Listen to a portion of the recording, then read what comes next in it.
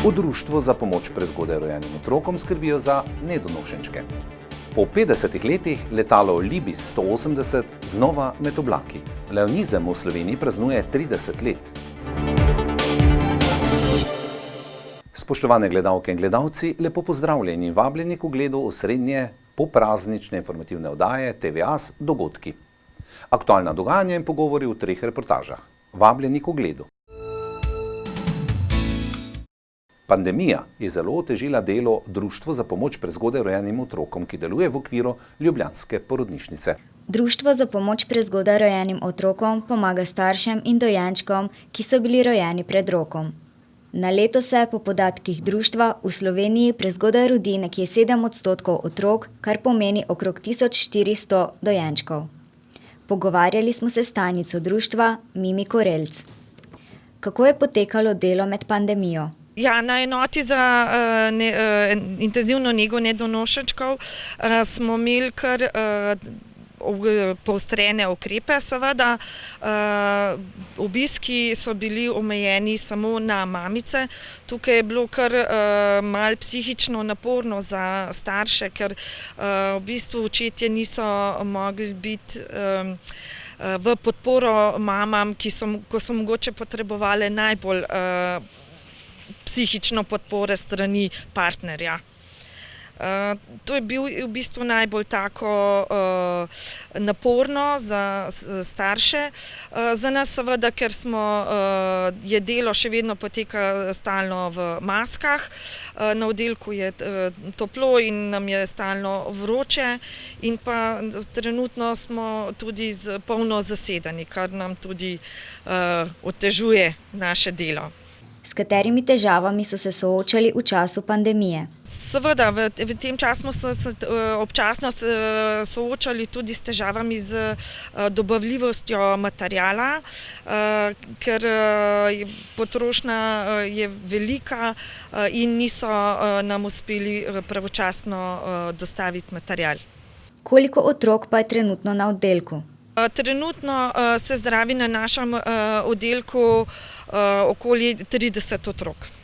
Koliko pa jih zdravijo skozi celo leto? Na našem oddelku sprejmemo okoli 600 otrok vsako leto.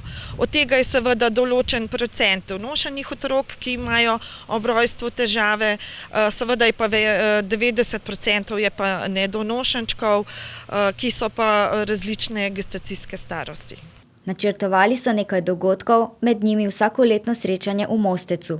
Jih nameravajo nadomestiti? Ja, v okviru Društva za pomoč prezgodaj rojenim otrokom bi morali imeti 6. junija že tradicionalno 25. srečanje nedonošenčkov v Mostecu, vendar žal je letos odpadlo in ga letos ne bomo nadomeščali, se bomo pa dobili v letu 2021. Trenutno oddelek, kjer se zdravijo nedonošenčki, prenavljajo. Ja, oddelek smo v fazi prenove. Prva faza je že za nami, se je zaključila ravno pred epidemijo. Zdaj ravno smo pa v začetku druge faze prenove. Glede na to, da imamo oddelek večinoma 100% zaseden ali celo več, seveda so potrebe po novih prostorih toliko večje. Prenovili smo že bolniške sobe za intenzivno nego.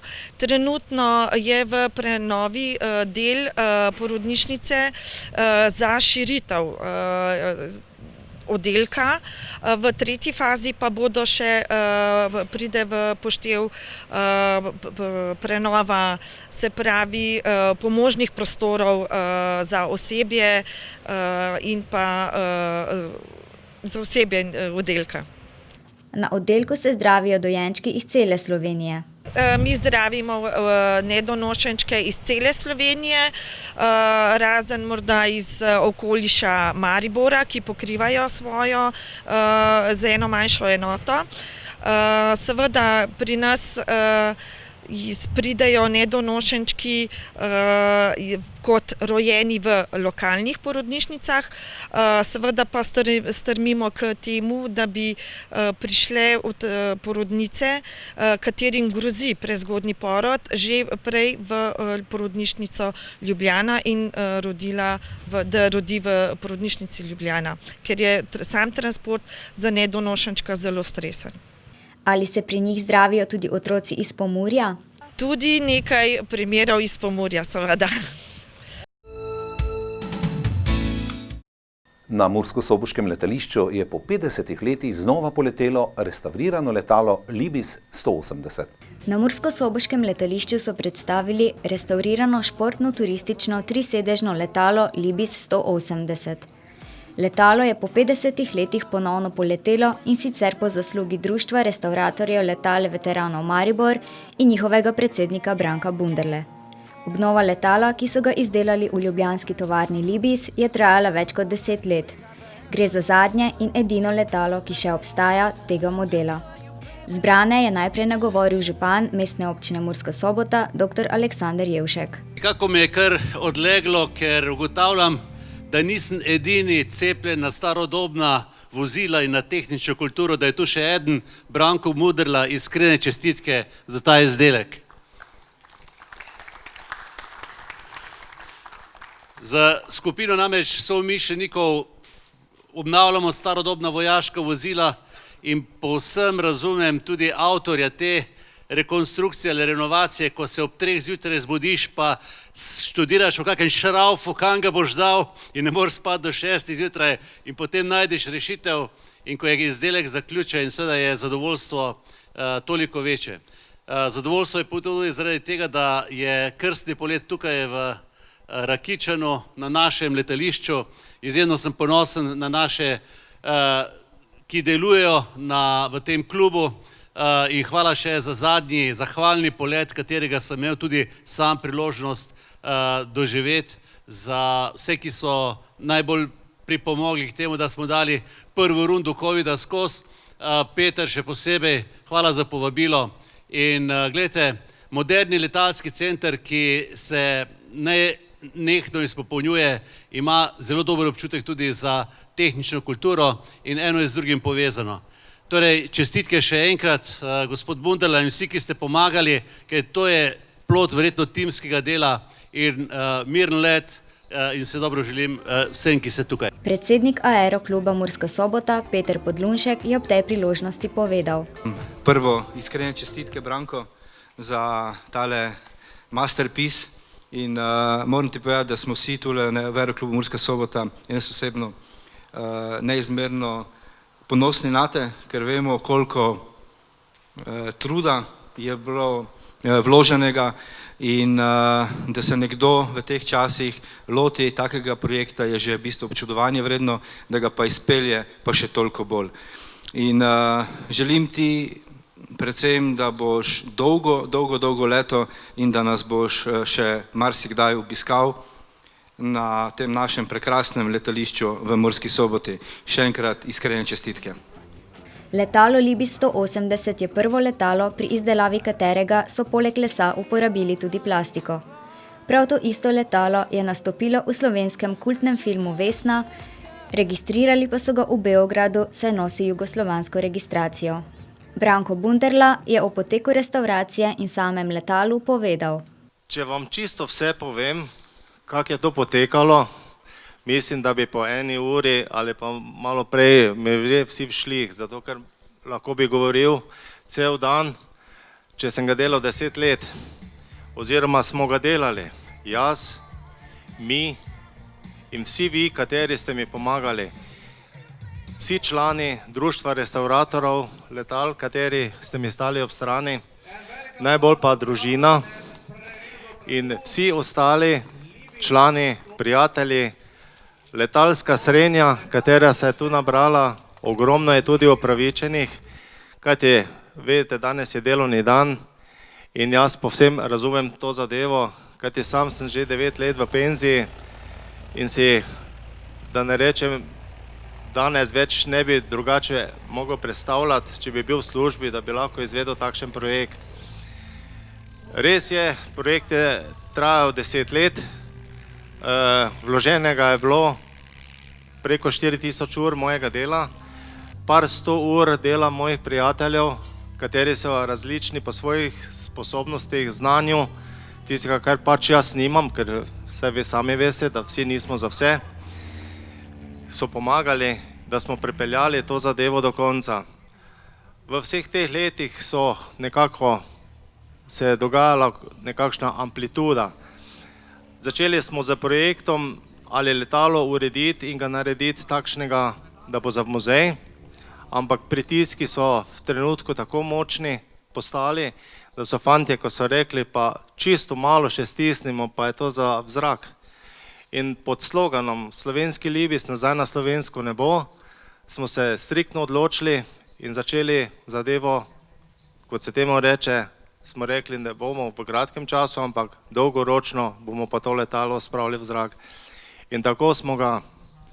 Letalo ni danes prvi njegov let, ampak je končalo pred par dnevi testiranje. Ampak, ponovim še enkrat, dobil sem dokumente 2 dni nazaj, da je letalo normalno plovno kot serijski civilni veteran in lahko leti zadovoljeni po celi Evropi.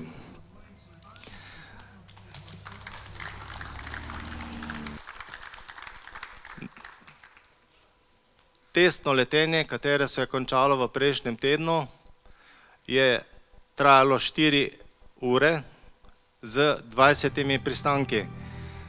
Zdaj, nekako vsak človek pričakuje, da bi prvi let bil tisti, katerega bi iz delavnice dali letalo ven in ga enostavno leteli, ampak to tako ne gre. Sami veste, tudi velike kompanije najprej testirajo svoje potniške in vse ostala letala in šele potem se izvede prvi let. Je pa prvi let kot serijsko registrirano letalo današnji dan. Bunderla je po letu povedal, da bo letalo še večkrat poletelo, ne bo pa ga mogoče uporabljati za šolanje ali v komercialne namene, prepovedane so tudi akrobacije. Tudi Murskosoboški Lions Club letos obeležuje 30 let. V letu 2020 Lionizem na Slovenskem obeležuje 30-letja delovanja. Organizacija, katere slogan je Različnost nas bogati, ima po vsej Sloveniji 57 klubov. Večina projektov poteka na ravni klubov, ki so samostojni pri izbiri akcij. Največkrat nudijo pomoč na zdravstvenem področju. Kako se je začela zgodba lionizma v Sloveniji? In sicer leta 1989 se je pričela pravzaprav ta pobuda o ustanovitvi Lions klubov v Sloveniji. Takratni konzul v Avstriji, seveda mi smo bili še v Jugoslaviji takrat, je pravzaprav bil povabljen na enega od Lions klubov v Celovcu. In sicer, da bi predstavil zgodbo, kaj se pravzaprav v Jugoslaviji dogaja, ker vemo, da je takrat je že začelo vreti v Jugoslaviji, ne? Sploh pa pri nas v Sloveniji. No in gospod Miklavčič je predstavil to zadevo in po tem predavanju, ki je bilo zelo z zanimanjem sprejeto, so ga vprašali, kako pa gleda gospod Miklavčič na to, da bi v Sloveniji mogoče bili pobudniki za ustanovitev prvega kluba. In seveda gospod Miklavčič je bil zelo za to, prišel domov, par mesecev je menilo, september, oktober je že bila iniciativa in že par ljudi začeli na tem delati in hvala Bogu smo imeli dobro vlado, ki je bila tudi zelo napredna, slovensko vlado. In pobuda je bila tukaj, marca 1990 smo pa že bili ustanovni člani na prvem sestanku v hotelu Union, kjer so bili prisotni tudi seveda naši bodoči botri iz Celovca. In začel se je. 18. maja smo imeli prvi ustanovni sestanek na Ljubljanskem gradu in od takrat gre zgodba naprej. Torej zgodba o ustanovitvi Lions v Sloveniji, takratni še Jugoslaviji, še vedno, ampak samo še nekaj, bom rekla, nekaj dobrih mesecev, ne. Koliko članov šteje slovenski lionizem? Okrog 1500 ima Slovenija vseh članov. Trenutno je 57 klubov, mogoče me bivši guverner lahko celo kaj popravi. 57, ja, v redu. Je pa zanimivo to, mislim, da bi bilo lepo povedati, torej imamo 100-letnico lionizma smo praznovali pred parimi leti, 30-letnico lionizma praznujemo prav letos, oba kluba, in seveda tudi slovenski lionizem na ta način. Potem 140-letnico Helen Keller, kot vemo, gluha, slepa. In mogoče ravno povezano s Helen Keller bi lahko rekla, da imamo v Ljubljani, prav v našem klubu, tudi izredno zanimivo ponudbo za gluho slepe, in sicer pripravljamo izlete. Vsako leto naredimo izlet za člane tega združenja gluho slepih in človek bi rekel, kaj pa pravzaprav oni imajo od tega.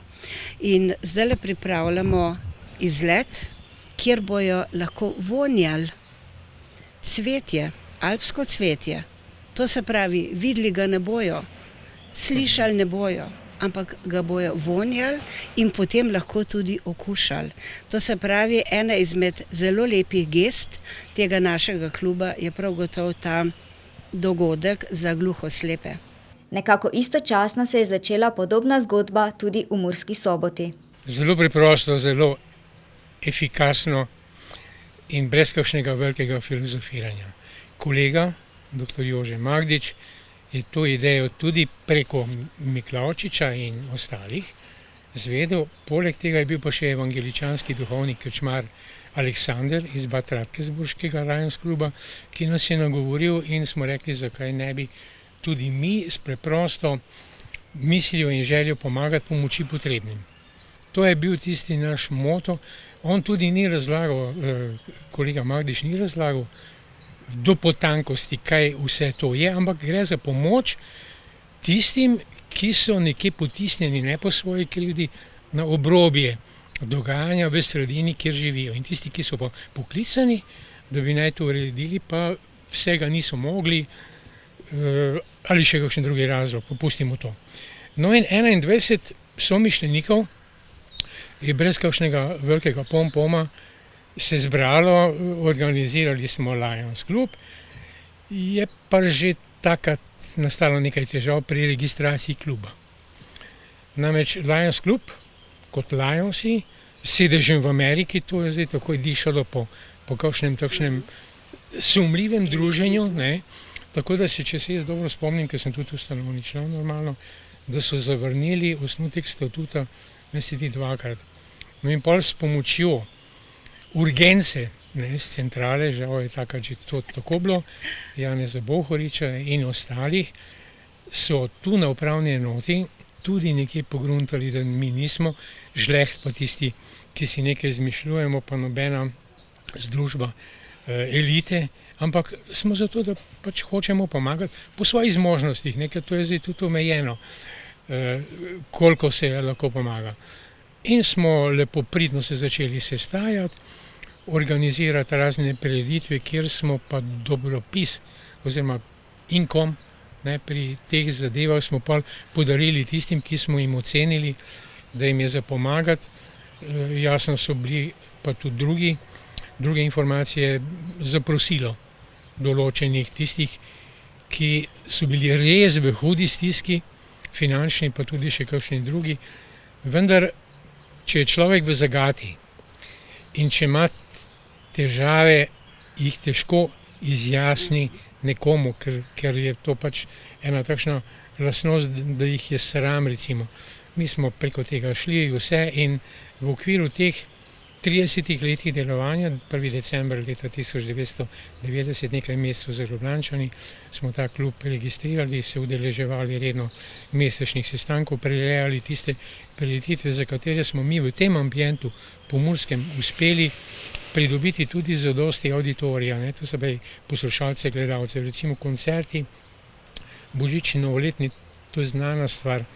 Že standardne obiskovalce imamo in pri tem vztrajamo. Ob teh zadevah pa Mikloševa stojnica, pa to je bilo pa še cel kup drugih, recimo zanimivih, recimo teh zgodb, dunajski dečki, zagrebški solisti, nešteto vokalnih instrumentalistov, nekaj aukcij in tako naprej.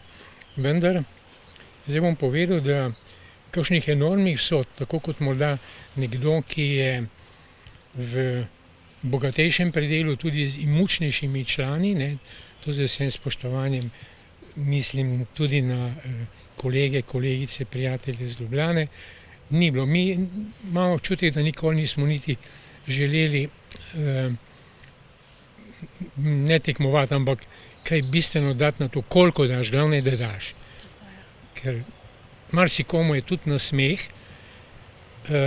zadosti, da ga stiske trenutno potegneš ven in on, če je prekoračil to oviro, že lahko lažje dela naprej. Kaj ob tem jubileju pripravljajo v Lions klubu Murska Sobota? Gre za to, da sigurno bomo nekako obeležili ta trenutek, ker smo bili blokirani, tudi kar se tiče sestankovanja. Ne morem zdaj reči, kdaj pa kaj, ampak čim bo možnost, da se dobimo, pa na kakršenkoli način, bo beseda stekla sigurno tudi o tem. Ne. Ker zdaj moramo razumeti, tudi ambient ni preveč zdaj naklonjen, kako ne rečem, zbiranju večje skupine ljudi. Tudi pri teh športnih se je šele zdaj prireditev, se je šele zdaj malo sprostilo in slovenski narod je tudi v športu zelo visoko kotirajoči, ampak pač ne gre. Nekaj bomo sigurno, zdaj kaj ne vem, rad bi pod pobudo dajem za kakšno inovacijo, sve nekaj novega, ker mi kot samostojni klub lahko organiziramo karkoli. Važno je zato, da pritegneš poslušalce, da pač tisti vstopnino plačajo, pa potem nekomu podariš. Ne. V Ljubljani bodo 30-letnico kluba obeležili tako, da bodo pred halo Tivoli posadili 30 dreves, ki bodo nadomestila sedanja obolela drevesa. Spoštovani gledalci in gledalke, spremljali ste zadnjo oddajo Dogodki v mesecu juniju. Povabilo velja, da se nam tudi v mesecu juliju pridružite in spremljate naš program. Prijeten konec tedna in na skorajšnje snidenje.